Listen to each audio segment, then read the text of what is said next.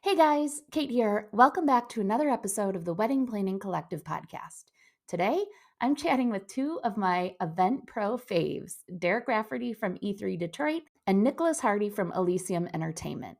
And we're talking all about music and entertainment when it comes to your wedding day. Derek hosted us at the brand new Podcast Studio Detroit and helped me up my podcasting game by adding in video for this week's conversation. While I can't promise that every episode will now be available on video as well, make sure that you're subscribed to our YouTube channel so you can watch along with us here today. You can find this video over at youtube.com/at planning collectively. Don't forget that LY, planning collectively, just like our Instagram. In this episode, we chat about how to decide between a band versus a DJ, what to look for when hiring a wedding band or DJ, the impact of having a professional MC in the lead, and so much more to make sure that you and your guests have the best time ever at your reception. So take a listen here or watch on YouTube and make sure to share this episode with all your engaged friends. Let's get to it. Thank you guys so much for joining me here today. Well, I guess I'm joining you in your studio here, Derek, Glad but to this have you. is so much fun. And I thought, what better opportunity to talk about wedding is so much fun. And I thought, what better opportunity to talk about wedding entertainment and wedding music than put the DJ and the band MC together, and let's just talk it out. Well, thanks. And Super excited. and talk about the pros and cons of both and all of that. So before we get started, though, I would like to get a little background on both of you and how you got into the wedding industry and the entertainment portion of the wedding day. Derek, would you like to start and tell us a little bit Sure. about you and your company? Yeah, E3 Detroit, obviously, we've done many, many weddings together, which I'm always thankful for. But the way we came about, I actually grew up in Las Vegas. My dad was a musician out there. I got to watch him all through the 80s. They were one of the more prominent bands in Vegas back then. So I kind of learned how you do it right by watching him back then. And then I had a full kind of corporate career after college in sales and marketing and kind of learned the corporate world. And while I was doing that, I was DJing on the side. And then my dad and I started a band together in 2001, and that started growing while I had the career going. And then that ended in '08 during the great recession or whatever it was. And so that's when I decided to take this whole thing, full time and founded E3 Detroit around what was then just the Dan Rafferty Band, and we grew from there. So I've always kind of looked at it like I've got the performance side by watching and learning from my dad, Yeah. and I've got the kind of the corporate, how to run a business, how to work with people on the corporate side, and all of that kind of came together to make us kind of the unique angle that we take in here. Now we have lots of bands, lots of custom groups, any sort of musical entertainment for events is what we do, and I absolutely love doing it. Yeah, perfect, perfect. And I know both of you serve more than just brides and grooms weddings, but obviously today we'll focus on the wedding piece of it. But do you say what percentage of your business is weddings versus corporate, or just generally speaking? It used to be heavily skewed towards weddings, Yeah. and still is percentage wise.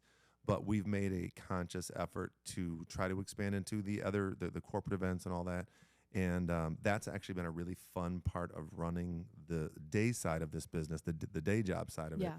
is coming up with a strategy and goals for the business to try to grow into that.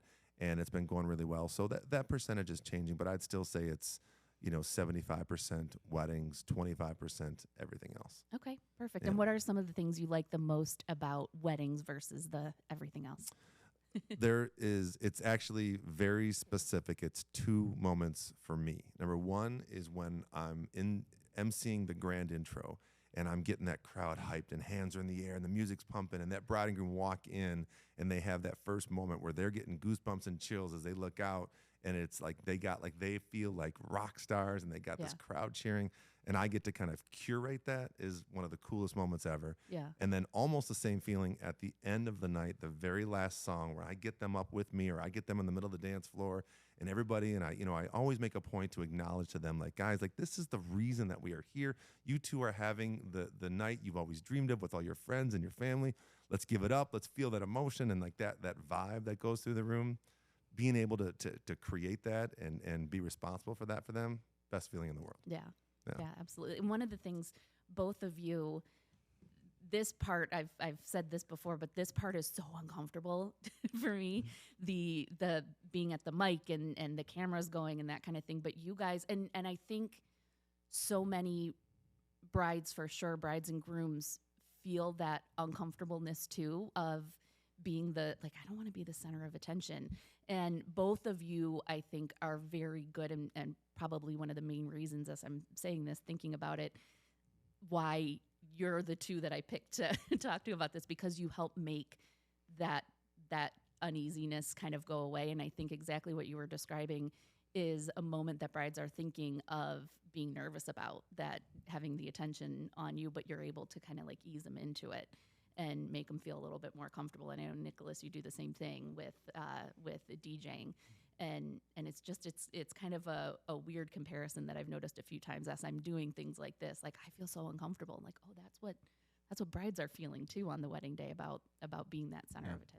You're an equal rock star, though, in the fact that you assemble these vendor teams. Like, you put all the tools in place to give them that moment. Just hide me behind in the back area, right? You're too humble. I like sneak in the background rather than try and be a focus of attention there. Yeah. All right, Nicholas. So same questions for you. How long have you been in the wedding industry? How'd you get into it? All of the favorite parts of the wedding day?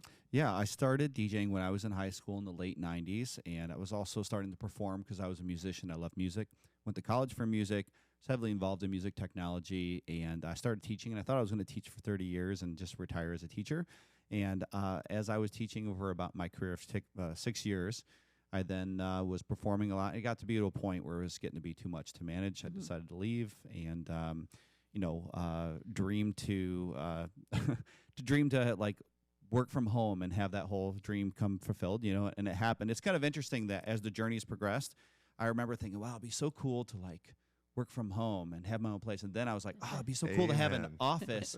And then I get an office, and then now we have that. I'm like, oh, it'd be really cool to like work from home again. And then now I'm like, oh, it'd be really cool to work in the office. So I just feel like I go back and forth on this cycle. I think we've all done that. Yeah, I've had the space, then like, oh, I'm just gonna go back home. Yeah. Yeah, and COVID definitely forced that issue because like I had an office at our office, and then COVID happened, and Jim and Erica were married, so of course I gave up my office. They basically took that, and then now they have the main desk at the office and so forth. So, but I got a place to sit now. Yeah. So anyway, but yeah, so I left teaching in 2011, started DJing and doing hybrid stuff with playing live music while DJing.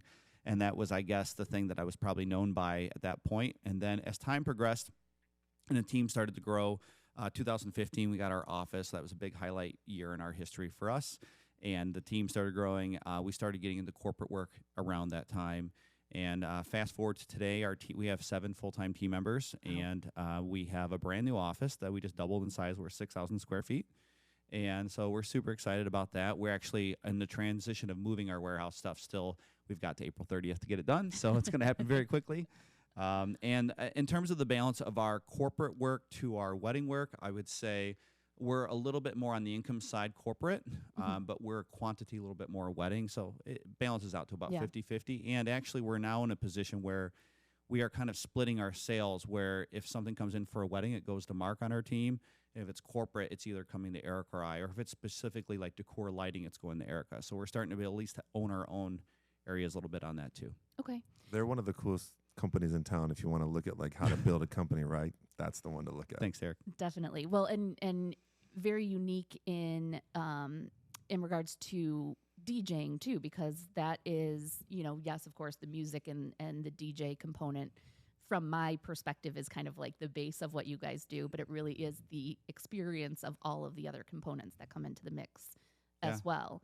And that's one of the things, thinking about our, as we've had work together and learning more about that experience of how the transition from cocktail hour into dinner into the end of dinner, and you start to see people like moving a little bit and like they're ready to get up and going, and you guys really embrace that entire thing. All those transitions are very important to us. And as we grew, what I wanted to accomplish from what I felt like I was able to accomplish as an individual DJ is something that was sustainable and reproducible on our team. And of course, it takes certain level of talent and skills, but we needed something like a system that actually worked and delivered results. And so when people get married, it's our belief, our opinion that people want these, they have this vision in their head. Of course, we all know we're trying to help them to achieve it, right? But Yeah. we wanted to be able, when they came to us and said, dancing is so important, or we've been to this wedding and we were afraid of having this happen, we want to make sure we can really back that up in a real measurable, really confident way, beyond just saying it, but actually being able to deliver on it. And so I think what we've done really well is we've dialed in on really behavioral aspects, that if we can set this up to happen this way, it's like cooking, right? So you have to have the ingredients and you have to have the kitchen and you have to have the experience that if like the stove is running a little hot, we got to be watching it, make sure we pull it off a little early. But basically it's like cooking. If you got the right ingredients, you got the right recipe, you can deliver the the results. But Nick is the one that teaches them that move at the end like this. That's him. What was Salt that? Bae, for sure. Yeah. Yeah. That's funny. And what would you say is your favorite part about either the wedding day or working with brides and grooms?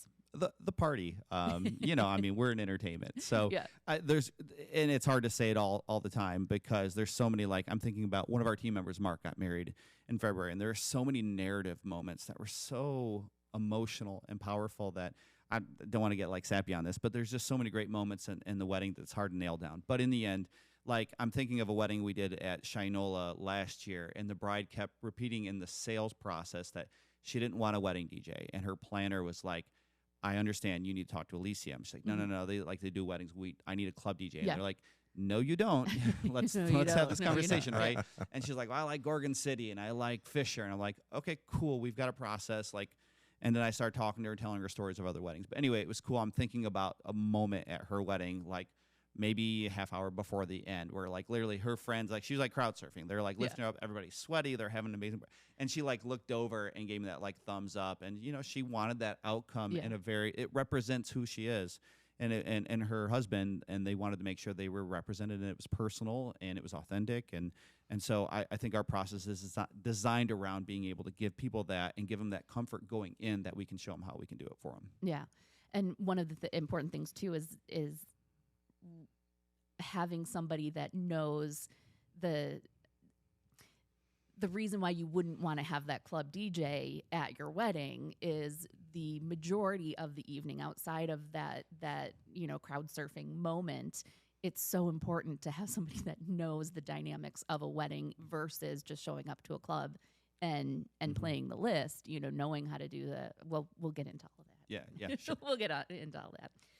So, what I thought would be one of the most interesting things for us to talk about with the two of you here together is for the couple that is maybe on the fence or thinking about, they know they want to have that great dance floor, they want to have that experience, but do they go band versus DJ? What are some of the pros and cons to both of what you guys do?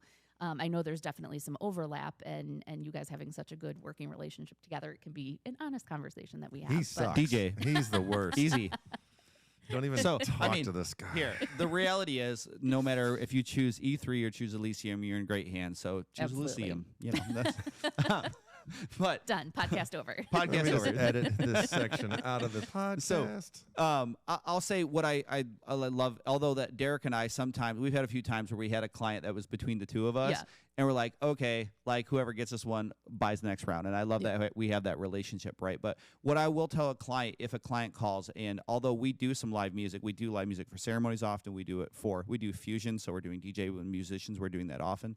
But if someone comes to me, and recently we had a corporate client came to us, said, hey, I want a dance band. That's our audience. We found out. So I called Kelsey up. We were talking about this client, and they were working with me on trying to get somebody that matched their vibe. But Kelsey, my wife and director of sales here at E3 Detroit, by the way. Right. Thank you for the Yeah, she's amazing. So, but what I want to, I guess, highlight in this podcast is when you call E3 or you call us, you're going to have people who are really invested in the outcome of the experience. And I think that's what is the value proposition. One of them for clients is that, like, Derek's not just selling you a band, but he wants the 5-star review because you had an amazing experience and he over-delivered on that. And I think that's something that's consistent from our companies. But so I guess, Derek, I'll let you talk a little bit about why do people want a band over a DJ? I can't think of any reasons why. Of course you can't. So when people come to us, typically they already know. We don't often get the question of, I'm so on the fence. Sometimes. Usually it's either A, they saw a band, whether it was us or another great band at a wedding, and they thought, wow, I never realized, and now I know how great that can be. or they did just always know. Whether they don't know or whether they knew it, the reasons that we would be the right choice is, number one, it's more of a performance. So instead of the original artist being played in the air, we are visibly right in front of them putting on a show. So it's very engaging with the audience. So whether it's your favorite song or not, you don't have to leave the dance floor as much. Every song, whether it's Sinatra or Kanye West or anything in between, it's the same group of performers up there, and it can be very engaging and fun to watch. And it also, throughout that performance, we can be talking to and engaging with individuals and picking up on cues and adjusting how we're doing in the moment, which makes it more memorable, more unique for them. So we can really take what would just otherwise be, this is the exact same song I heard on the radio earlier today on the way here, and be, wow, I'm never going to see this exact performance again. And wow, that person just talked to my wife and just got her engaged in the show, and now she's like, this is awesome.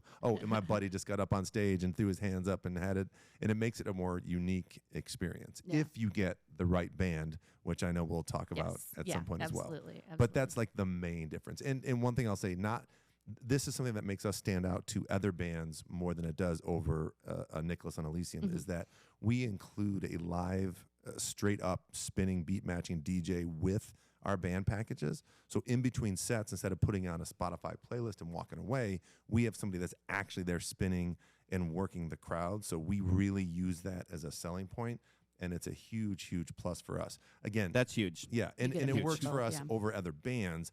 But if somebody's like, I want a DJ, they're not going to say, oh, well, now that I know that, I don't want a DJ anymore. Like that's not a differentiator between us. It's between us and the other bands that makes them say, like, that's a huge, huge, factor for them. Yeah, and that makes sense. I think a lot of the couples that we work with, when we're just starting to talk to them about their wedding, and the question isn't necessarily, what do you want out of your reception? It's the first question: are you thinking band or are you thinking DJ?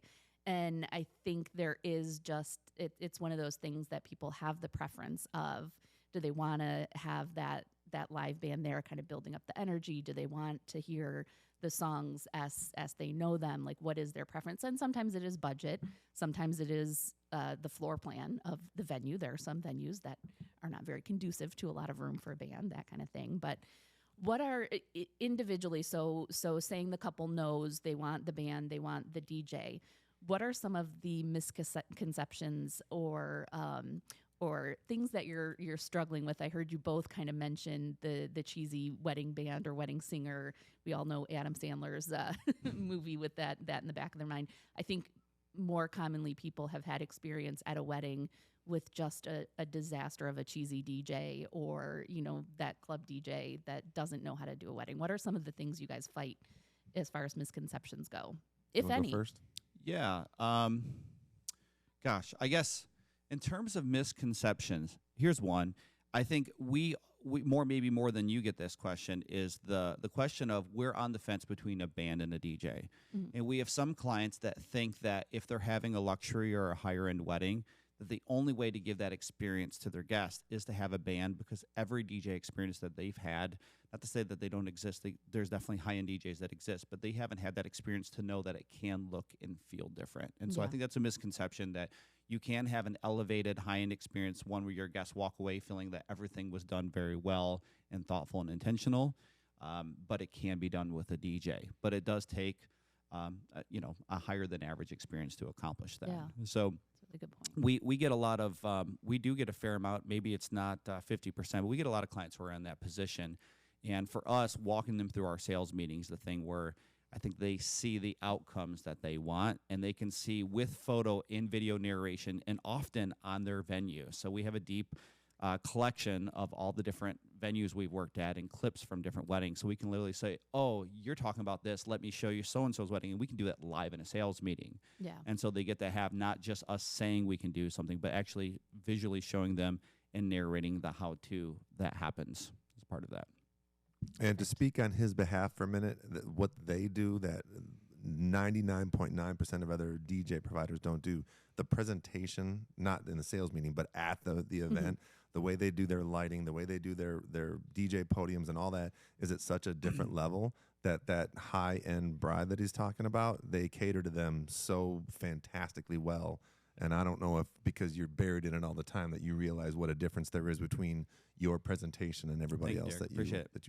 you know Yeah. compete against. You're There's not a- putting the vinyl banner behind you Yeah, with the Yeah. Oh, no, he does your, that. handing out your business card. That's what I'm Yeah. talking about. You know, there's another thing as we're talking about that I guess I'd like to talk about in the band versus the DJ. And you mentioned about the performance aspect. And, you know, I'm a big fan of E3 and the Dan Rafferty band. And First Call, I got to work directly. It was cool. Like, the best of both worlds is you just hire both of us and we just do the wedding, right? Fair So, enough. like, but we work with First Call and Mark Miles from First Call. And he's fantastic. He's a great band leader. He's great at caring for the One of client, our all the other vendors. bands, by the way. Yeah, and so yeah, we've both got a Mark on the team. But yeah, Mark Miles was great to work with, and so it was cool for us to be able to, I guess, integrate and create a unique experience for a client together. But where I was going with this is that back when you asked why to have a band or why to have a DJ, and I think it comes back to me for authenticity, and I think that's the cheesy factor is inauthentic, right? So you want to know. You know, what's cheesy to one person could actually be authentic for the other. So it's important that we know our couple so that way we're serving them what is really right for their audience, right? So Yeah. I think when you think about the music choices, and one of the things I love about the Dan Rafferty band and the E3 bands is they can really play a modern set list. And sometimes I think that's a misconception that people think like, oh, they're You're just going to play stealing the my old. bullet points. Sorry, No, man. I'm sorry, go ahead. Actually, I like But yeah, what you said. I'm gonna boost you up. Like, and sometimes people just think because they've seen some band or their dad's band or whatever that they're gonna play the old songs and they're gonna play Long Train Running or something like that. But The you know, stuffy, yeah, you I mean, know. but I love Derek getting. As a matter of fact, we got my wife and I, Anita, got to go see him perform at the Roxy, which is a really cool venue in Rochester. We had a great night, and I always love watching Derek like MC for the crowd and connect with everybody. And it's a very different experience, I think, when you're seeking a band for your wedding than when you're seeking for a DJ. We found, at least in our niche and our style, that we're not afraid of the microphone, but we're very minimalist. So we're not on the microphone a lot. We're not engaging the crowd, and our clients actually prefer that. And Yeah. so it's a good match. So it's almost like saying, like, you know, when you're talking about traveling somewhere, it's like, what experience do you want right now? What speaks to you for your wedding?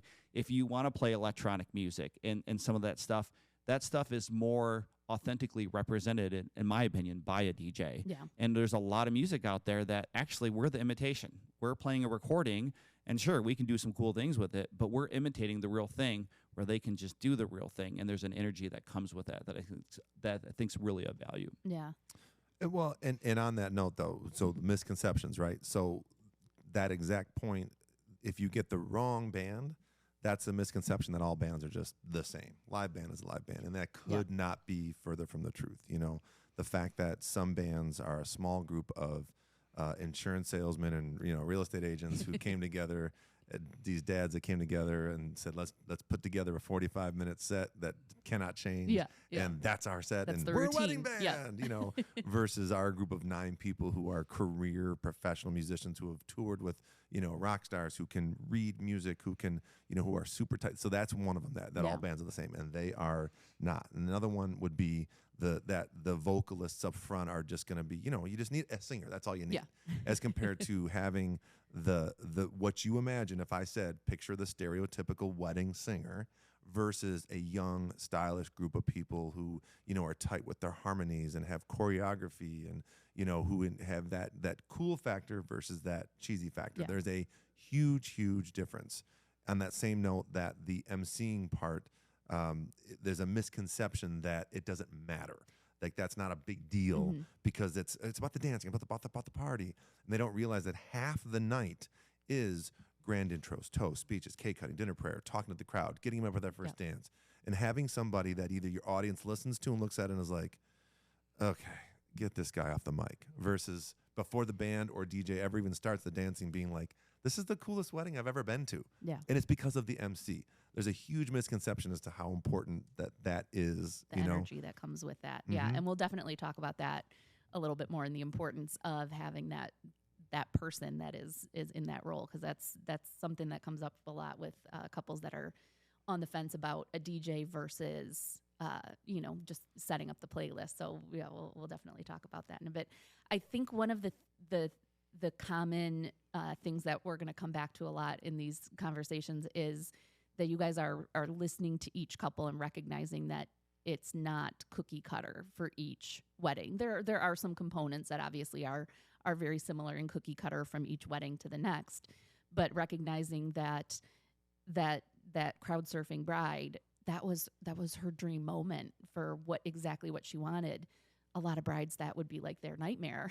Like, that's not what we Absolutely. want. And that's not your normal wedding to have a crowd surfing bride. So those listening, if you're not a crowd surfing bride, that doesn't mean Elysium is. Yeah, for sure. And it's not that night I literally played all EDM. There was nothing for older family. There was nothing hip hop. It was all EDM for 2 hours straight. And that's exactly not every one of what our they clients. wanted. But yeah. And so knowing that the key thing is that you guys listen to each couple as a unique couple, I think is going to be the thing that carries over to a lot of the differences and questions that we're talking about here. So as much as I love the two of you and recommend E3 and recommend Elysium, there are probably some people that are listening that are not in the Metro Detroit area, or you're simply not available for them. So I'd love to talk in general a little bit about what some of the questions and things that couples should be thinking about when they're in the interviewing process, or as they're thinking of hiring their band or their DJ. And thought we could talk through that process and how that works a little bit with you guys to help them out. So let's, and it can just kind of be open, whoever wants to grab the question. So what are some questions that couples should be asking you as they are coming to thinking about hiring you or hiring a DJ for their wedding? If I can take a little bit different spin on that, Go for it. I would like to say that, there's all kinds of blogs. The Knot's famous for putting out things you should ask you or whatever. And there's nothing wrong with getting acquainted with those things. But what I would say that moreover is that the vendor you're considering should be able to give you an idea and an understanding and comfort and a confidence that they can achieve the results that you want. And I think when you go to quality vendors, we may have different questions that we ask or different things that may be important. But in the end, I believe that a bride who's looking for a fantastic band, when they get to talk to Derek about what that's going to look like, he can get them from this question ambiguity to a point of vision and like, this is what's going to happen. Yeah. And I think Elysium does that very well on our side of the services. And that expands beyond the wedding side into the corporate whatever, but we can take and say, these are the roadblocks that you're not thinking about, whatever. And so I think there's all kinds of questions we can get into, but I think overall the vendor should be able to give you confidence, not with a pat on the back saying, Don't yeah, we worry got about this. it. Yeah, like I'm Just give me your money and Yeah, I'll see totally. you at the wedding. like Yeah. I even tell this to a lot of our wedding clients and or even a corporate client, but I had my wife and I were shopping for windows for our house, and there's 3 different vendors, and one guy was like, hey, here's the quote, pretty simple. He didn't spend a lot of time, and I was nervous by the quote. I'm like, what are we missing here? And then there was the guy in the middle who was like, trust me, I've been doing this for 30 years. And I'm like, trust that you'll get a commission check, right? Yeah. And then there's the last guy who's like, hey, if you'll spend a little bit more time, let me take a little more time around your property. He's like, and let me walk you through it. I'll show you why I think these are the best long-term investment for you, but they may be the most expensive. And so that guy was able to literally tell us in layman's terms, basically, why it would be worth it for us to do it. And it's the same principle. Yeah. I'm guessing I know which one you went with. We're waiting on the windows, but that's the one. That's the one I want. Yeah. So we're fortunate enough; our window's not in bad enough shape. But yeah, I'm waiting for that top quote because I know that's the best long-term investment. I think I'll be disappointed with the first one, And so I think and it doesn't mean that everybody is going to have the budget for Derek's band or us to DJ or whatever. It's just I think it's important to recognize what something is and what something is not. Yeah. The comfort level in it. Yeah. And so that was, let's say, if that was at 30,000 feet, once you get down to the ground level, the specific questions on our end I would ask is, number one, and these are the 3 questions. There's a million of them, but these 3 more than anything else. Number one, is the band I'm looking at in this video or that I'm here seeing in person, is that the band that I'll have at my wedding? Yes. Which there's probably people listening to your podcast that are going to say, Why wouldn't it be? Yeah. Yeah. It's a real thing. You see a band and they say we're the blankety blank. I could go and say, when you come to see me, we are Justin Timberlake and the Tennessee Kids. You can hire us for your wedding. And then we're not going to be any of those people when we get there. And I could just still when say, Justin Timberlake doesn't show up, right? We played "Can't Stop the Feeling." We played "Mirrors." What are you doing? That's awesome. But that's one question. Yeah. Is the band I'm seeing in your video or in the pics or in person here, is that the exact band I will have at my wedding? Number 2 is, will the make sure we got the right cameras. Yeah, okay. Make sure that the MC that is going to do my wedding, the person that is going to introduce me and my spouse for the very first time, that is going to introduce my family to do toast, Do I get to know that person? Can that person get to know me? Can we talk? Or is that person going to show up the night of my wedding having never met me and any of us, prior to that? Because I think that makes a huge, huge difference in having a level of intimacy and personalism with that client. And then the third is, will I get to have input into the music of my night? I think it's a pretty, it's a big assumption with a DJ that you will, but not always, because a DJ might say, this is my style, This is my playlist, yeah. But I think more commonly with a band, there's going to be some bands out there that are going to say, this is what we know, and trust us, this is what works, when really it's just, this is just what we know. Because this is our set list that we know. Matter of fact, we've been hired to come in and DJ and MC for high-end weddings when there's a band that we just do this thing. Yeah. Yeah. So you should ask, will I have input into the music at my wedding? And not just what the band is playing for dancing, but will I have input into the music for cocktail hour? Will I have input into the music for dinner? Yeah. In my case, I always tell them, not only will you have input into the music the band plays, but what we're spinning in between as well. So I'll make sure that every single song you want to hear will get played at some point. And you should ask that exact question. If you don't get a yes to all three of those, you should run immediately. Yeah. And that's exactly how you guys are able to customize the process. And there are going to be some couples that are like, we don't know how to put together a list, and they're going to need more guidance in that process. And there are some that are like, we know exactly what we want to hear. We know, probably most importantly, we know exactly what we don't want to hear. And you're not going to push them on that because you love playing that song, or that's a big hit on the dance floor.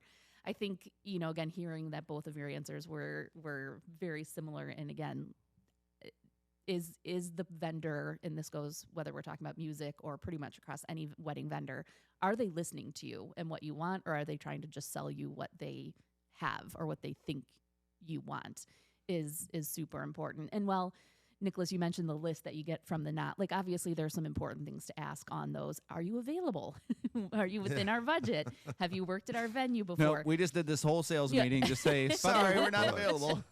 There's obviously some important questions in there as well. But I think what you guys said really nails probably the biggest thing that might not be a direct question, but it's more like the overall vibe of the entire conversation. Do you feel like you're being listened to, or are you just being, put into a package, give us the deposit and, we'll talk the week before the wedding kind of a thing? Something you haven't brought up yet that brides listening to this should be aware of, though, is, that's the whole role you play, is also making sure as a planner that they know how to ask these questions and they know how to interpret the answers. Yeah. So, we're not asking you any questions, but that should be said that that's a really important role that you play as a planner. Absolutely. And it's something that I think, as if I'm working with couples on a full service basis or any basis where I'm recommending vendors, obviously we're having that conversation in advance, that I'm not sending them to anything or any meeting with somebody that I don't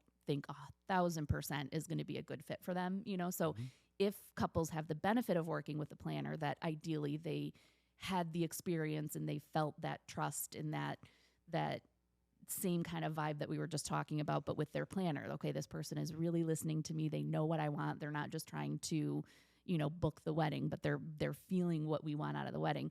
Ideally, that planner is doing the work and connecting you with vendors that are whoever you go with from their recommended list. And saving them a ton of time and energy. Yeah. And our heartbreak and frustration, all kinds of stuff. Absolutely. But the unfortunate reality is most couples do not have a planner, at least not a planner involved in the early stages. We work with couples full service, of course, but also with day of coordination or partial planning. And a lot of times they come to us after they've booked their vendors. And sometimes we're like, oh, who did you hire? It's like, great, and at that point we don't want to scare them and be like, oh God, we had this awful experience with that DJ or that band or whatever it is, but we try to make the most of it at that point. Contracts are booked, deposits are made, and all of that. But for most couples that don't have a planner to help weed them through those pages and pages of listings on the knot for vendors and knowing how to kind of weed through that, I think is super important. And the general vibe sometimes is the most important thing over how they answered the questions and the pricing. You know, it's really important to consider that. One of the things that I talk about is a breakdown of different vendors. There are some that personality doesn't matter. You know, if you're not besties with your baker or your florist, you know, ideally you have an amazing team of vendors all around and you love them and it's perfect. But again, if you don't personally vibe with your baker or your florist, they're kind of in and out that day and their personality isn't super involved in the day of the wedding, you know? So again, if you don't mesh, you're probably not, it's not going to impact the day. Your planner, of course, your photo and video team, and your MC, DJ, or band are hugely important as far as, you know, vibing with their personality. And so I think a lot of what we were talking about there in having that connection with them in that process, not necessarily the questions that you're asking, but feeling that you're being listened to and heard is huge in that part of it. I think speaking to vibe, one of the things that we do ask when a client gets on a call, we always ask them about what is it that are like 3 things to describe their wedding day, or 3 things that are really important to them about the overall wedding. We try to pull them a little bit out of the music and get thinking wider, because we always tell them if we don't know the big picture of the experience you want for your guests, like we can get into the song selection, but if we don't talk about what it is, like, gosh, you know, in our family, people love to party and they rage and they're this. Like, that's an important thing to know versus historically our family's very shy. And I wouldn't say we have a majority of that, but we have some people who come to us and say, like, our family's really shy. How do we get them engaged? How do we do these things right? So we want to know off the bat, what are the things they want to, you know, achieve, but then also what are up to 3 things that they're afraid of? And we ask those things so we can help them navigate away from that and give them actual data or information that gets them, again, not just it's going to be okay, but an actual plan of how you'll avoid those things. And in the end, what Mark, who does the wedding sales meetings, always comes back after a meeting and says, you know what, everyone says, I had this whole list of questions, but I don't ask any, I don't have to ask any of them because I'm all set now. And I know I know on their question list was like, do you have insurance? But no one asks that anymore, you know? So it comes back to feeling the vibe because you feel like you're in the good hands of somebody who's going to care for you because they've shown you something. That's so funny. As we were talking, like, well, maybe the better question isn't necessarily what questions should they have, but like, what are the questions that they should want to be asked instead? And so maybe that is something to, as couples are talking to DJs or bands, go in and you know, provide them the basic information, but just kind of see what questions they have for you helps to see how interested are they in the sale versus, you know, really getting to know what you want as a couple. One of the questions I'll ask them a lot is so everything he said is spot on as far as, you know, getting their input on their feeling and their vibe and then what they envision for the bigger picture. And then we'll walk through, because with us, we have different components. We have a jazz trio that does cocktail hour and then the emceeing and then the band and the DJ.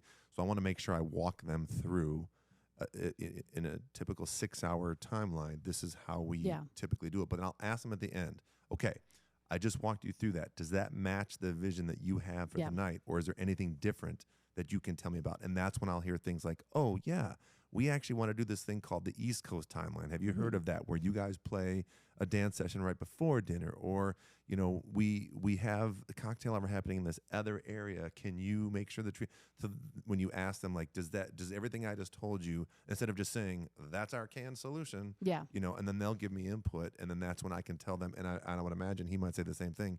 Getting the answer to that question also helps. That's why we need to have that lengthy conversation before we can give you a price. Yeah. Because when we hear things like, oh, yeah, well, there's 3 different setups, so I need 3 PAs. 3 different floors. Right, exactly. Like, those are really important pieces of information that somebody, if I was listening to this podcast and I was an engaged couple, that would be a light bulb moment for me to say, that's why I can't just email 10 vendors and just say, give me your price. Yeah. I'd say, when they say, well, we need to have a conversation, that should be a good thing for you, not a bad thing. Right. I think a lot of times the fear of being sold clicks in when we've all heard the horrible stories of the wedding industry. You know, there are the bad apples that are out there that you know, give that reputation. Just like when I go to get an oil change, I know they're going to try and sell me on stuff. And as somebody who knows nothing about cars, I am terrified of that, because like, I know that there are times the filter needs to be replaced. Are they trying to replace the filter because they see a sucker, or like, is it really an old filter kind of thing? So sometimes knowing it, and as a vendor, remembering that the clients are sometimes feeling that same way. Like, we know that, oh, we're not trying to sell them on something they don't need. We're really trying to educate them on this, but they don't know that. They don't know, are we the cheesy salesman that's trying to, just, get away with an easy sale, or trying to educate them. And so I think knowing that, keeping in mind that piece of it as you're going into the meeting, that, does this person seem to really be listening to what you're saying, or are they just trying to push something? And from the vendor point of view too, remembering that this is not an everyday thing for for the couples. I know I'm definitely guilty of forgetting about that they don't know so much of, they don't know what questions to ask. They've never done this before, and they don't know what they don't know. And so, trying to walk them through that part of it too can be challenging. We're all consumers, and one of the things I remember Alan Berg saying, who's an excellent wedding educator, he'll say, we all sit as vendors and complain about the price question when we're dealing with a couple who won't find out more information, right? But what do we do when we go? He actually says to buy windows. We go, what's the price? Hello, window company. What's the price for a window? And they're like, can we find out how big the window is first? Yeah. Are you in our region? Right? Yeah. So, like, as a consumer, I would know if I'm shopping for something. It's something that potentially we all know how quickly a wedding budget can grow, right? We want to make sure we're in the range before we spend someone's time, because we want to be conscientious and all that. So I think having a conversation, and for us, the reason, a lot of vendors might solve that with having a starting price on their website. And some people just do it by putting their prices on their website. The reason we don't is there's a lot of different factors that will affect that price. Realistically, it's not a trick. It's just you're having this on a Sunday morning, and we do Sunday morning weddings. If you're having it here, and we do enough that, like, if we just put a Saturday night price at the State Savings Bank, which is a lot more work than doing something at the Royal Park on a Sunday morning, the price is going to mislead somebody. And so we want to make sure we at least have a quick phone call to say, hey, you're in this range. And that's, our process does that right now. We say, if we get a little bit of details from you, we can tell you we're in a range. And then if you do the meeting, then we can say, this is what it's going to be, and it's not going to change. Yeah. I think too that so many couples think that if a vendor is avoiding the pricing on their website or in that first email, that means they're just trying to get you into the conversation, and then, then they can hook you, which, if you're looking at it a different way, I guess that kind of is true, but it's more from the educational standpoint. And you could put, our prices start at $100 on your website and get thousands more people reaching out, but then, realistically, once you put it together, that's the true. Gotcha. Yeah, and you don't want to do that. You want to be honest, and you want to talk them through, and you need to know certain details before you can give them an accurate price. And I think thinking about E3 and us, like, we take a lot of pride in our work. And obviously, this has been a long journey, a lot of energy that we both put into this, and our teams put into this, and people really care. And so, in the end, it's not just about making that sale, but it's at the end of it where the couple hugs you and tells you that this was the best night of their life and they were happy. And so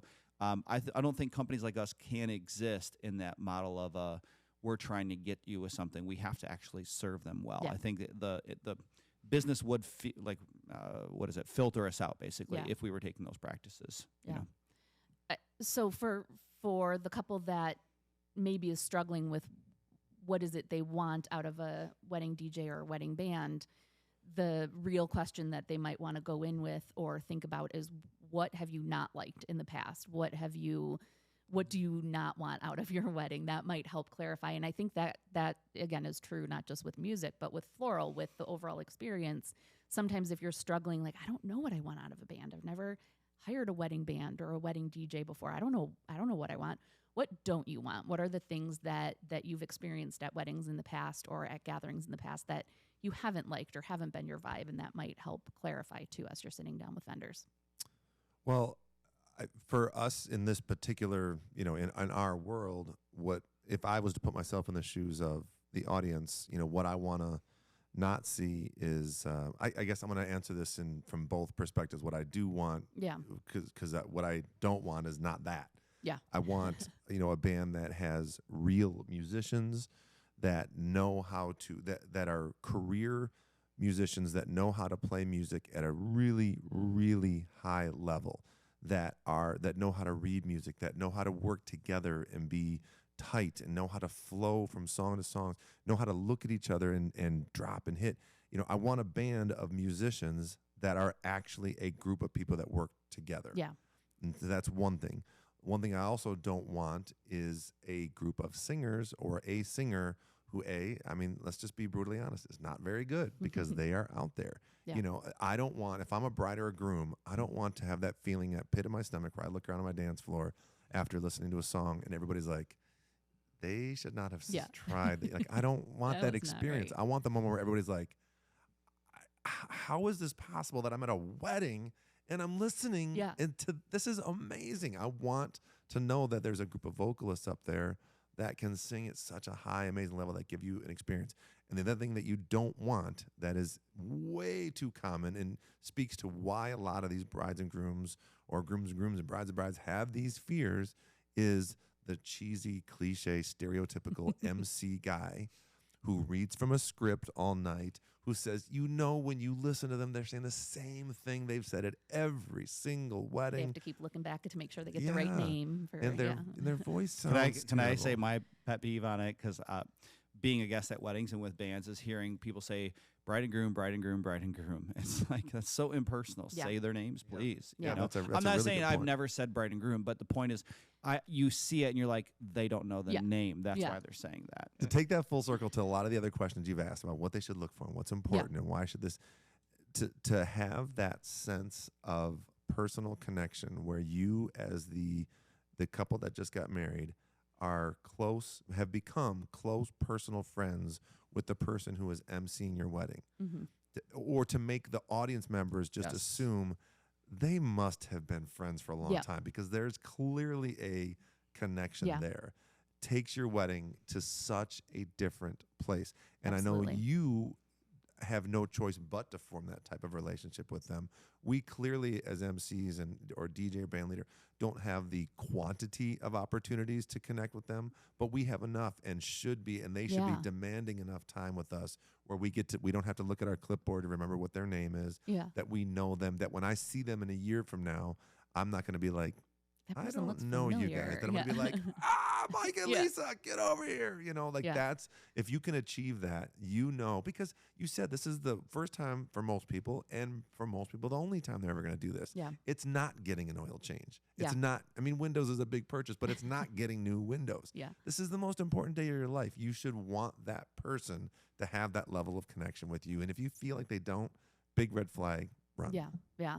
Well, I think the reality is that no matter, I remember a person I met when I was younger in the industry who was a baker, and she was very sweet, Jean Marie Moffa, and she said, we are all in competition with each other. And I was like, what? No, we're not in competition. She's like, yeah, we are, because in the end, usually a couple has to make choices and priorities, and there's almost a limitless, really, end of.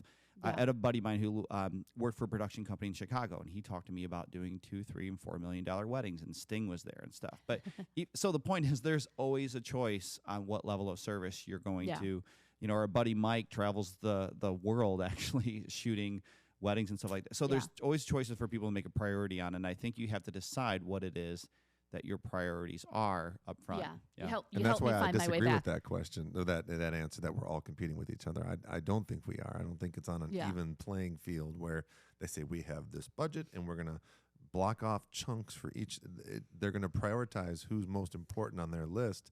And I'm sure there's some people that floral and the bakery items are more important than the entertainment because they're having a backyard wedding and it's or a barn wedding or something like that. And going back to I'm going to try not to forget because you helped me get back to that where I was going with that. But it's the first conversation that I have with couples as we're doing full service planning, talking about the priorities. And that's so much of with the membership planning, collective membership.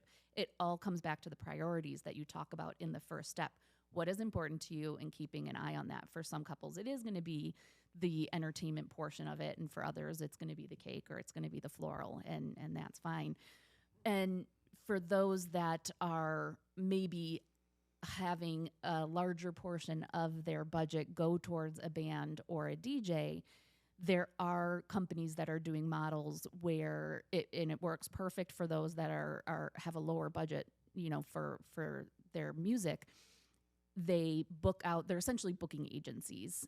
Again, nothing wrong with that model, but you don't talk to your actual DJ, or you have a group of musicians that are coming together and it's not the person that you're talking to. And I think that's kind of what we've been hinting around a little bit in making sure that you are talking to the person that's actually going to be there that day. And that is so important, to have that vibe and create that group of that connection, and that's what it all comes down to. And having seen all of the different versions of DJs and wedding bands that are out there, it really is a huge difference. And again, it's not going to be appropriate for everybody's budget. Sometimes that model is the best way for them to bring in a DJ, or to have a band without having to pay, the normal band pricing. But you get so much more when you have that company that is able to put in that connection and have the group of musicians that work together all the time. Like, you notice that difference. It is definitely.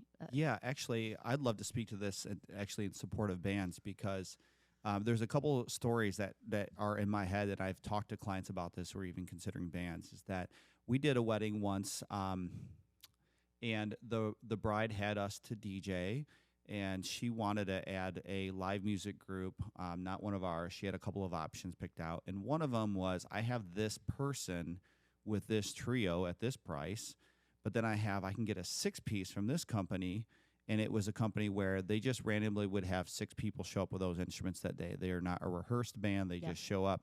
And I said, okay, look, I'm a musician. I have no financial gain from this.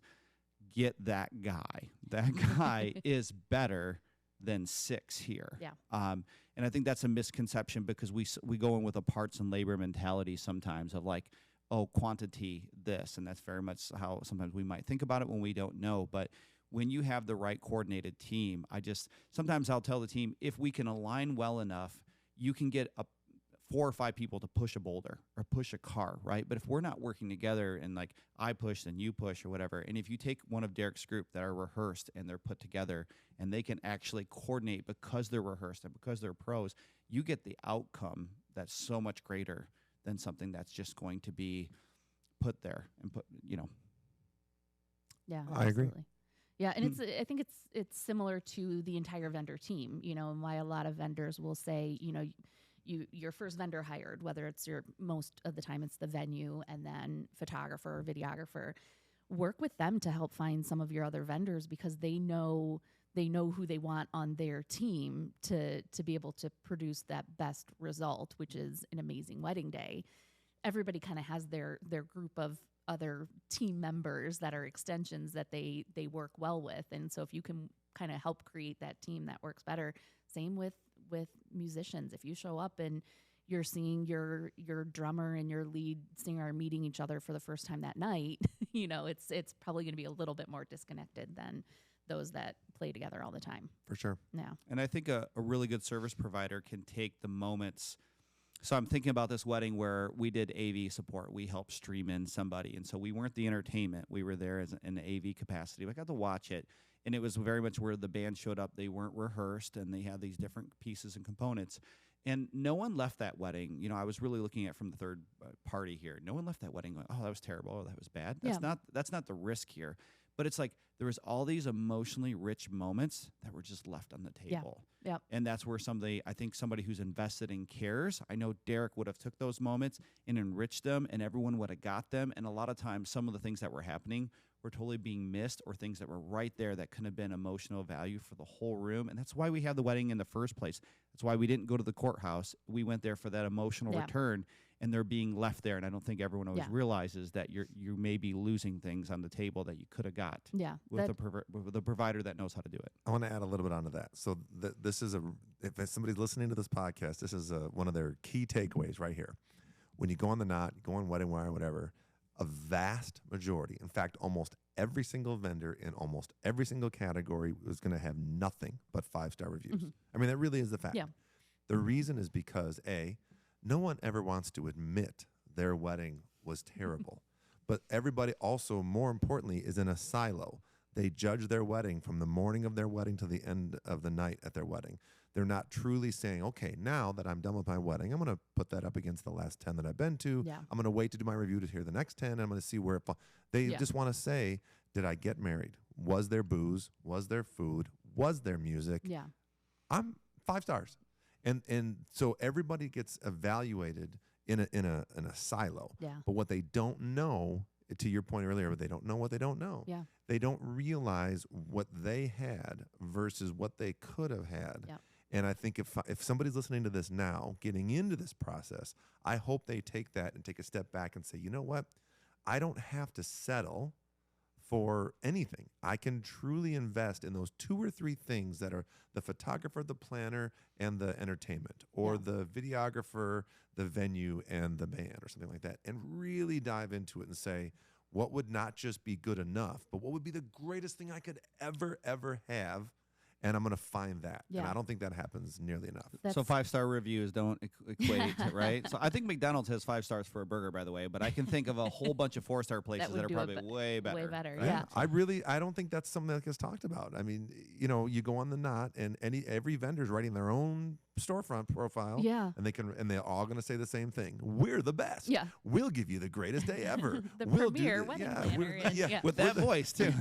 You can get Derek to do that for you. Every band and DJ. We're the premier event DJ in the Midwest. We do not say that. I think that's the thing, too. Like, we joked about this in the office about, like, branding and finding your clients. Like, if you're a luxury provider, you don't say you're a luxury provider, right?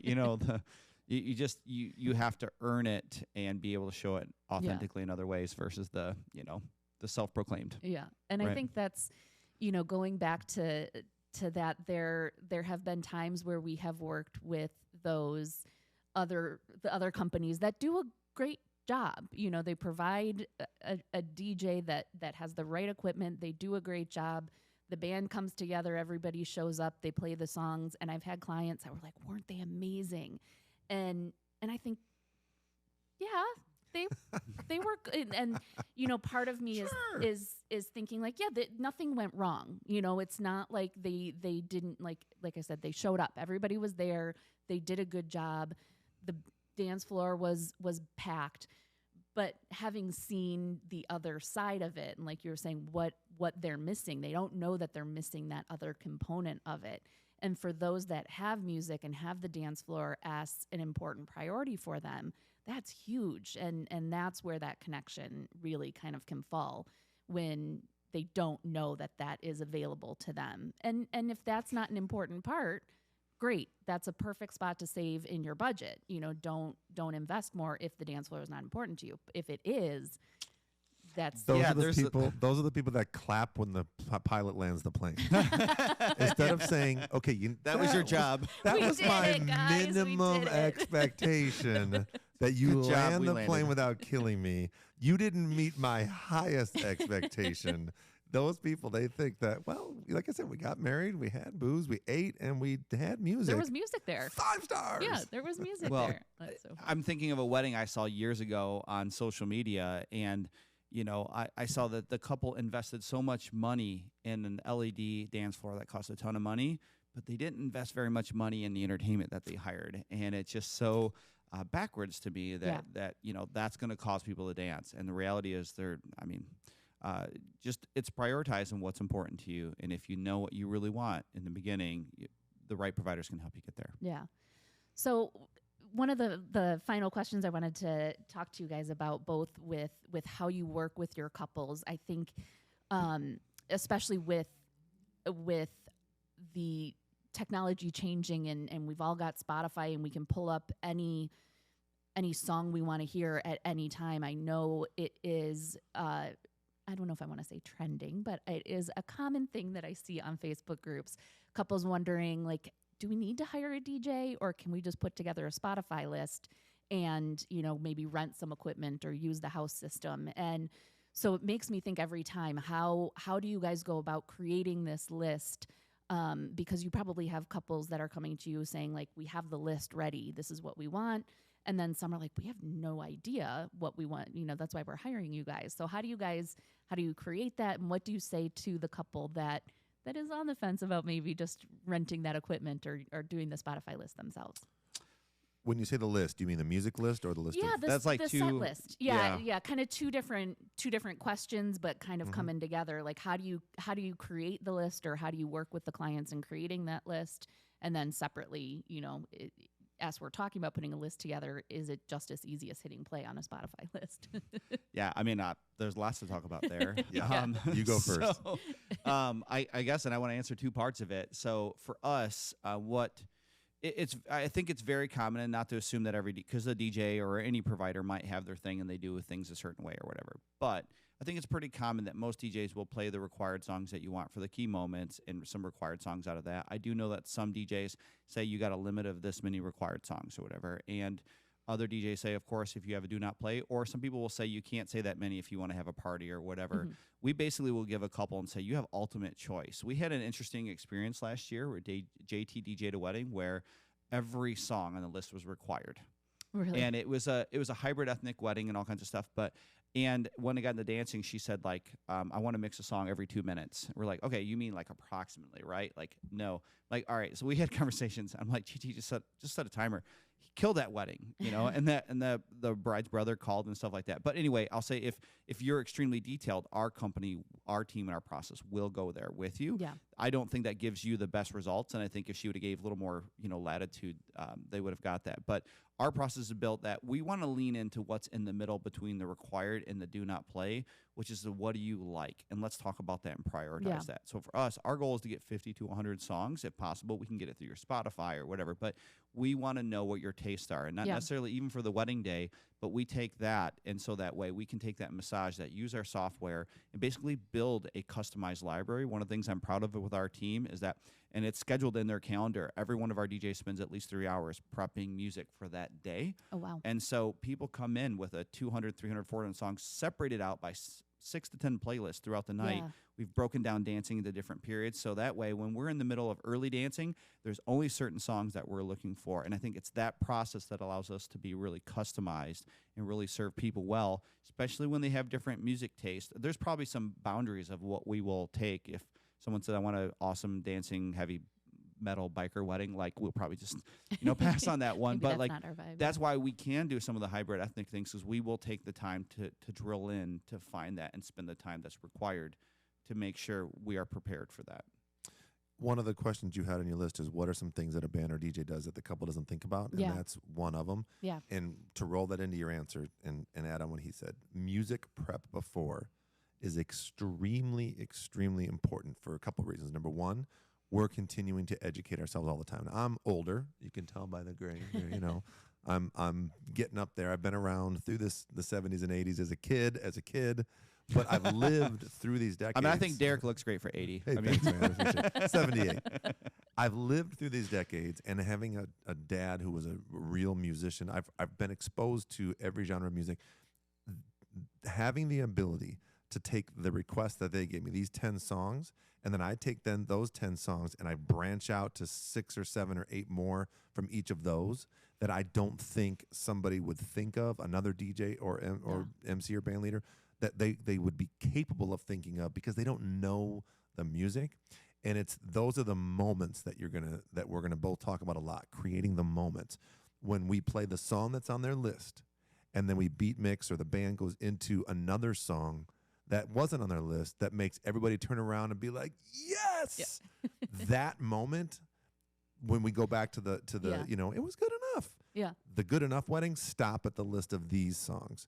Branching out into these other ones that give the bride and groom and the couple and the audience members that moment of like, oh my God, this was the jam. I never even thought of this. And the party goes from here to there. The bridesmaids come running from the bathroom because they hear the song come in. Yeah. All the difference. That's what makes somebody walk away from a wedding and say, that was the greatest wedding ever. Yeah. And mean it versus the wedding was fine. And a lot of times those are not the songs that make it to the list, but like you said, they're on the verge of the list. They're like kind of on the cusp of the list, but they're going to get them onto the dance floor. But then also you as DJ or band, you need to also read the room of who is there and how they're responding. And you can't do that if you just have, hit play on a list and it goes from one to the other. You can't react to And let's it. just say it. Let's just say it and be very clear. If you're listening to this, if you're watching this, if you are a couple getting married, you do not know music better than we do. You know your crowd and your family. That gives you the opportunity to give us input. Yes. Believe it. You don't know music better than us. Yeah. So what you should do is say, here's who we are. Here's our personality. Here's what our friends are like. We had a group of friends in college who will be at this wedding and always come together. And these weddings are the best moments because we don't get to see them except for these and we want to dance. So having the music from our college years is important. Or, hey, I know that the chicken dance is cheesy, but there's this thing with our family where we will always love to come together and we embrace the cheesiness of it. We want to know those things. But then we just want to hear the major part of our dance party will be our group of college friends from the early 2000s, and we love that style of music. Yeah. Stop right there. Let us take it from there and go. To your question about the Spotify playlist, you can build a Spotify playlist, but only rent a PA and do a Spotify playlist if dancing and entertainment is like the fourth or fifth thing on your list of priorities. Mm-hmm. If it's number one or two, that shouldn't be the way you do it. That would be my advice. I mean, there's a time where I would probably encourage someone to rent, and we actually sell that. When people are like, hey, we're going to do our own Spotify playlist, we've curated it, we want it to be this way. We are now selling packages where we have an AV tech either show up or drop off and set up and pick it up for them so they can have good sound quality. Everything can go smooth. They can have a microphone that everybody can hear. So we're engaging with that. And if I was in the shoes, or if it was a budget constraint or a stylistic constraint, I might consider the Spotify over a particular DJ, because at a certain DJ who's not paying attention might not read the room and might do a lot of things I don't want them to do. So at least I know with Spotify, I'm going to get what I expect up front. But yes, it's not that you can't miraculously have a dance party, but your statistics on that are very low. So sometimes I will tell a client that if they're considering a higher end service provider in the entertainment world, at least, it's almost like an insurance policy. We're going to be able to mitigate the ebbs and flows of the day to make sure you get that result in the end. You could get it with a boombox, but your likelihood of that is, of course, very, very low. I want to say, I a little bit respectfully disagree on the I might not know music, or I know music better than a client. I have a couple of clients I'm thinking of right now that they really know their music and they really knew their crowd. And so our goal is to be, and you're saying this, at least from my vantage point, you're saying this, Derek, is that you're a partner with them in getting those results. And I think what we do is we navigate that. We are honest with our couples. If you say, hey, if you said that in this initial consult, that dancing was really important and engagement in this thing, but you're also saying you want these things, it is our experience in the event industry that you won't likely see that play out. But sometimes I've seen clients actually know their crowd really well, and something you didn't think would worked. Like I didn't think that one where the bride required every song all night was going to work. It did. And it did, yeah. Yeah, well, that's we take their input, and we're certainly going to give them what they want. But once you reach that point where you've gotten all that input, that's when you got to rely on us to be able to, expand from there and bring it to life. Yeah, and these brides and grooms or couples have never been standing where we stand and seen that particular song 50 times to see what it does to a crowd. Yeah.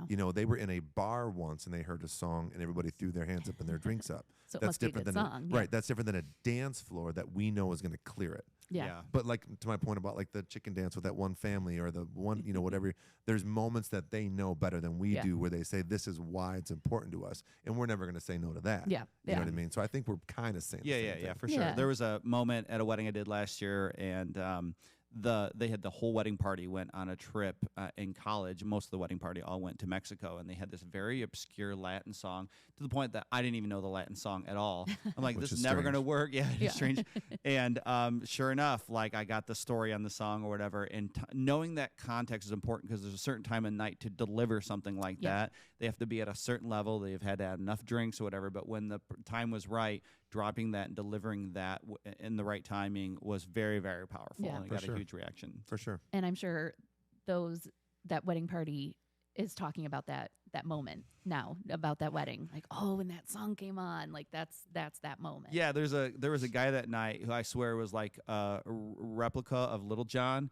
and I've got him in a white T-shirt, multiple videos all night, just saying yeah. I even put him on the mic. He like saying yeah, and like you wouldn't believe it if you watch our GoPro footage. It's literally like hours. The guy's just committed. He's just going for it. But yeah, it was a great moment. I want to add something in before we close this point out and move on. Something that so if they give you that Latin song, right? It's important to them. It's going to work amazing. And they have good taste, clearly. And they have good taste. There's a difference between saying it's in a Spotify playlist where the song before it's going to play in its entirety, fade out to silence, 2 seconds of silence. That song starts, plays in its entirety, fades out to silence, and goes. Versus him beat matching from another song that he took and mixed into that song, and maybe not even from the beginning, but at the right drop moment where it's like the moment to make everybody like freak out. Yeah. Or like when we played as a band, knowing how we took the song as musicians and we expanded on it and created it in a way that we could stretch it and do solos to give them more of that, and really engage in it. We can take their input and give it back to them in a way that they never expected. And that's the difference between A, having a playlist, or B, having a DJ or a band that's not at the level that you want. And it, again, I know this is a repeating thing. It just comes down to what is your priority. If it's like the most epic dance party of all time, then you got to think about how you're going to get that. Yeah. And I think that's one of those moments too that as the non-musician in the room, I wouldn't necessarily make that connection that you just described, how a dance floor is different than, listening to the Spotify playlist in the grocery store. Like those awkward silences in between songs, you don't notice when you've got the music playing in the background at work, or again, it's in the background at the grocery store. You're just listening to your Spotify list at home. On a dance floor, those are the moments as a non-musician and a wedding planner that has been at weddings, that has had those awkward silences where everybody's just kind of like, what's going on? Every time a song transitions next? poorly, it It's is a micro awkward. decision to decide if you want to participate or not. Yeah. Let's go get a And- drink. Right. And Yep. every time, if I ask you a question repeatedly, Kate, over and over, eventually you're just going to say, okay, no. Yeah. No. And so, it's not Conversation's always done. Yeah. conscious, but when the song goes from this tempo to this, if it's not artfully done, if it's beat Yeah. matched and you're in the environment and you're loving it, nothing's changing for you. You're just seamlessly moving from this song to Yeah. the next, but it's artfully done.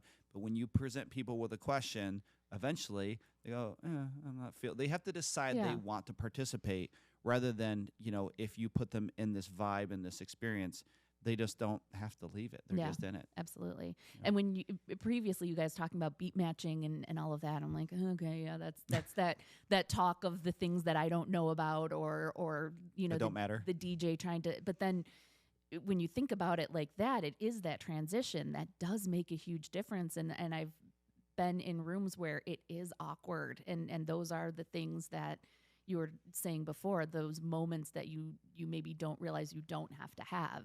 And it is that this is what we could have instead of that. And again, it's not going to be a priority for everybody, but for most couples, that can ruin a dance floor pretty quickly. And even Yeah. today, a lot of computers can sync up the tempo and can beat match, but it still needs to be done in respect to the song's Mhm. form. Others, it still feels awkward as the listener, and you're still in the same position. Yeah. So there's tons of things that especially me being a tech person, as you well know, and I love all the gear and all the things. And I have plenty of DJs who look at me and say, like, dude, why do you need to do all that? No one knows the difference. No one cares. And I don't think that it's not about the gear and it's not about that, but it's about what it can do for people in the end. Yeah. I'm not putting stuff into my packing list just for fun, just to flex to say to we make have it it look right. longer, yeah. But it's in the end is that, can I deliver the sound and energy that's required to get this result? And just because people don't know what's in the details, I'm not really, my wife is a foodie. I'm not so much, but when we go to a really nice restaurant, I don't know what they did to that, but that is way different than it when I works. went to the chain down the street, Yeah. whatever. Or if you try and do it at home. Just because you don't understand the details does not mean there's not a measurable experience that people can take away as Yeah. a layperson. They're like, this is, if you go to one of Derek's weddings, you're like, wow, this is so different than anything I've experienced before. You don't have to know all the whys, but Yeah. it is measurable and it's there. Yeah. One of the last things I wanted to talk about is a huge component of what you guys do and a lot of what we've talked about, and that's the role of the MC in all of this. So, we talk about the Spotify list from the music component, but if you have a Spotify list, you don't have an MC. And to me, that is a real quick way to kill the vibe of of the wedding. Or if you have Uncle Bob, who, unless Uncle Bob knows what he's doing, I've definitely been surprised by some Uncle Bobs that like really pull it off, but that is rare. Bless Uncle Bob. Yeah. And so what is the role of the MC, and why is it that an important component of what you both do in the wedding? And I'm kind of throwing that one at you, not on the list. Yeah, I'll say for me, it is the thing.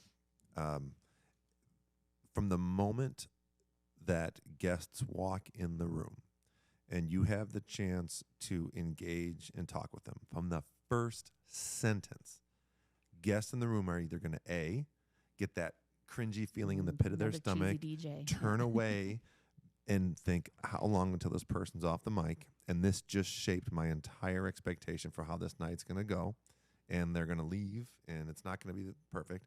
Versus, like I was saying before, of we haven't even danced yet, and this is the greatest wedding ever. Or feeling of like toast, speech, whatever, versus, wow, like this is a moment. Like I feel this. Like I'm engaged with this. This is so amazing. And having an MC who knows the couple and can talk to the crowd. And so I make a point, and when I'm teaching other people how to MC, to always say, you can script things out when you're practicing at home and looking at their information. And you can have some bullet points just to make sure that there's key moments that you don't forget to acknowledge. Yeah. But when you're talking to a crowd, don't read from a script. Look at people and say, what I like to do a lot is, ladies and gentlemen, who's not from the city of Detroit? Throw your hands up. And I'll see that, and I'll say, I just want to welcome you to our city. Yeah. I want to make sure you understand when you go back home to wherever it is that you had the greatest night ever, that you say, Detroit's got it going on. Like, and people are like, yeah, all right, I'm with you. It's those moments that you can say, and then the prep work that you do for that, talking to and getting to know the bride and groom and the names and how to phonetically pronounce them right, which is so important, so critically important. Yeah. Knowing the timeline and the flow, working with the other vendors, and you and I have done a ton of weddings together, acknowledging and helping the other vendors do their job at the best, which is like an unobserved part of being an MC, which is making sure that there's a video feed, audio feed for the videographer, making sure you consult with the photographer on where they want to put lights so you know where to do toast, talking to the planner to make sure you're doing all the things that they know are important, all the things that are behind the scenes that if you don't get an experienced, skilled, awesome MC who cares about the bride and groom and cares about being an event professional, it makes a completely different experience. I don't know if you guys, I'm sure you've seen them, but maybe don't relate to them as much as some of the other wedding vendors. But the meme of the photographer running into the room because the band just announced the first dance and like the photographer is not there. You guys would never. But he might. There are DJs and that is so important. If the photographer is not in the room, don't start the first dance, and so for that DJ or band that isn't a part of the entire vibe of the event, they're just thinking like, okay, my timeline says 8:15, let's do the dance. But you need to be aware of all of those other components. I think the role of an MC at a wedding, they're a manager, and you have somebody there who's there to manage expectations, manage results, and they're responsible for achieving them.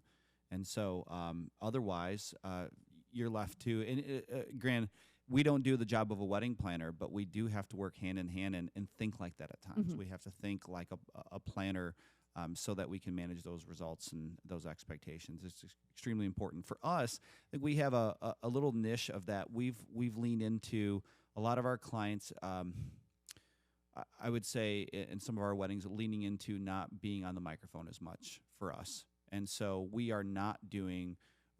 we're not hyping up the crowd too often or anything like that. And it's really, to us, we try to approach for most of our weddings, we say, if we're going to say anything on the microphone, it needs to have value to guests.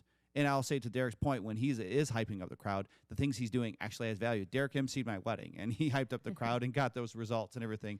But too many times, I think, with an untrained or inexperienced MC, they are adding things to try to get results, but it's not of value to the crowd, and that's where it falls flat. Yeah. So...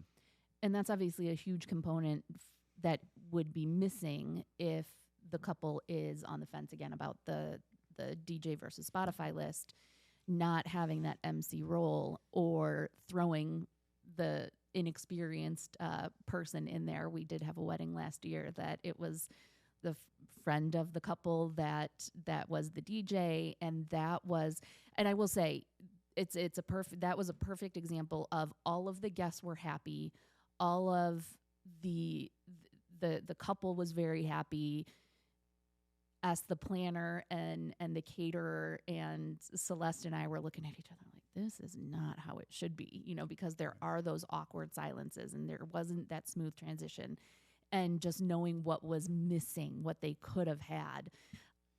But they were happy and it was fine, but it was they don't know that they missed an opportunity that was, or multiple opportunities that were there for them to have a richer experience. Yeah. I hope you get tens of thousands of listens to this podcast. People are all educated and they know what they could have for their wedding now. That's so funny. So just curious, Nicholas, with your the service for renting out the equipment, do you talk to the clients then at all about that MC role, or like that's just we talk about it a little bit. It's not a full service experience, but we try to guide them a little bit on what it looks like. The goal is just for us to give them a clear picture of what it looks like if they want to have that conversation. The expectation of it. Yeah, I think that's a big thing, that, again, if the expectation is just to have some background music and maybe not have the dancing be a huge component of it, then that can be a perfect solution. But if that is important, then, that's something that you would be missing out on. Yeah. Well, thank you guys so much for taking the time to chat here. What an awesome convo. This was so great. much This was fun. great. I Yeah. know. Where can everybody find more information for you guys? Easy for us, the letter E, the number 3, e3detroit.com. Perfect. For us, ElysiumEXP.com, ELYSIUMEXP.com, or our Instagram, which is the same. Perfect. Thank you guys so much. Thank This you. is wonderful. I have a feeling a part 2 will be coming along shortly. Well, we love it. Yep, absolutely. Love you, Kate. Bye, guys. Bye. Bye.